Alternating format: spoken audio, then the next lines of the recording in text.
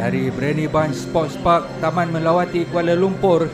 Kami bawakan kepada anda perlawanan akhir Putra Football League yang menemukan dua pasukan di antara Diputra FC menentang pasukan Sedara FC.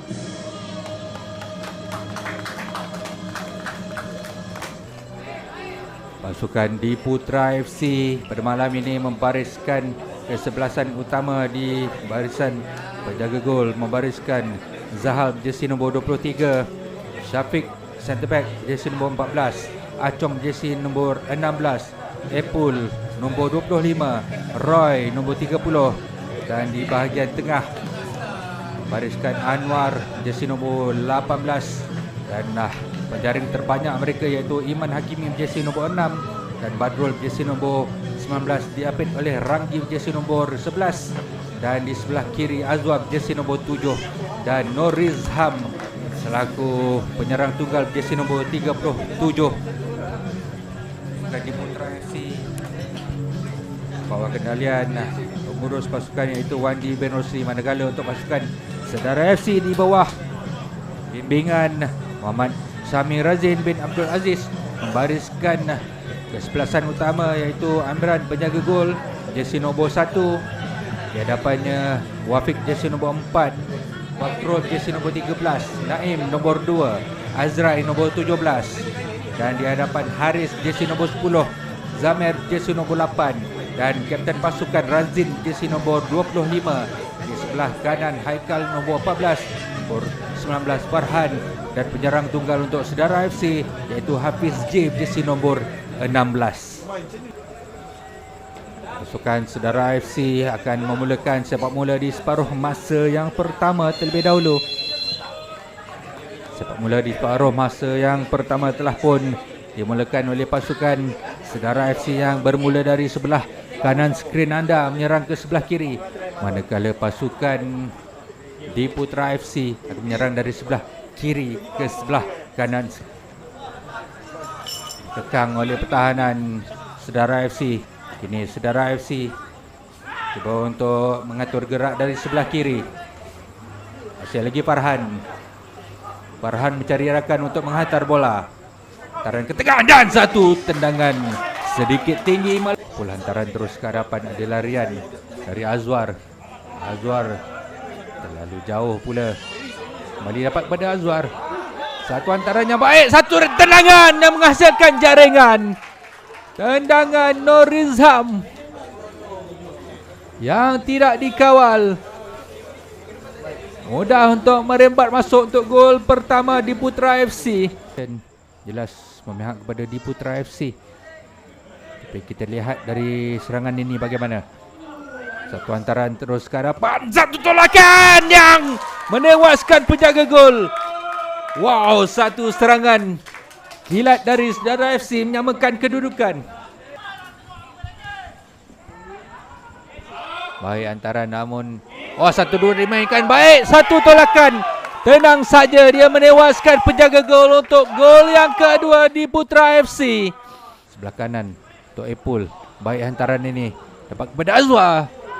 Bagaimana satu tendangan, rembatan kaki kanan. Masuk untuk gol yang ketiga. jaringan Iman Hakimi.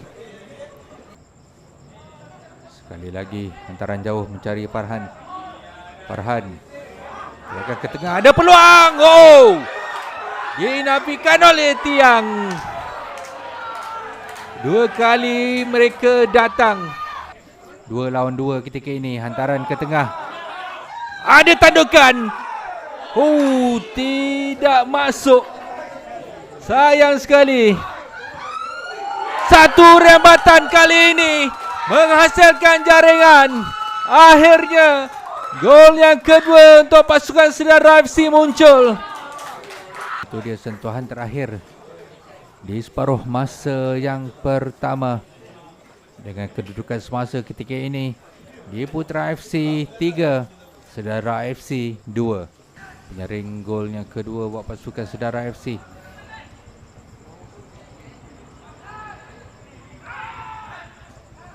Mainan diteruskan. Ada ruang, ada peluang. Rembatan dilepaskan kali ini. Percubaan yang baik untuk oleh Anwar. Cuba Nurizham, satu tendangan. Cantik. Rembatan kaki kanan dilepaskan oleh Nurizham. Hafiz dalam padang ketika ini. Ada tandukan cantik. Menarik gerakan dari sebelah kanan. Ya, pendek saja untuk Anwar. Dari Azwar. Azwar menghantar kepada Anwar. Satu hantaran.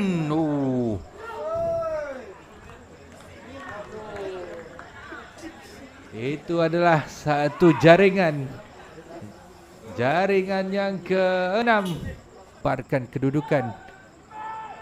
Segalanya terjawab dalam baki 20 minit yang berlaku. Satu rembatan dari Epul. Ada peluang hantaran dan disudahkan dengan jaringan.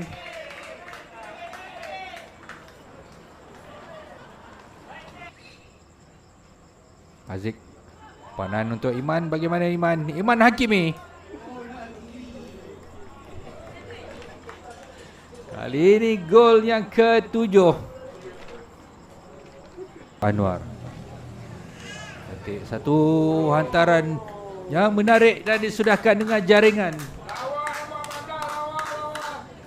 Satu through ball yang cukup berkualiti. Dan itu dia tiupan whistle oleh pengadil perlawanan menamatkan perlawanan akhir. Di mana keputusan memihak kepada pasukan di Putra FC dengan jaringan 8-3. Kemenangan yang menghasilkan kejuaraan buat pasukan di Putra FC menjuarai saingan Putra Football League 2025-2026. Syabas dan tahniah diucapkan kepada di Putra FC yang menjuarai Putra Football League edisi kali ini.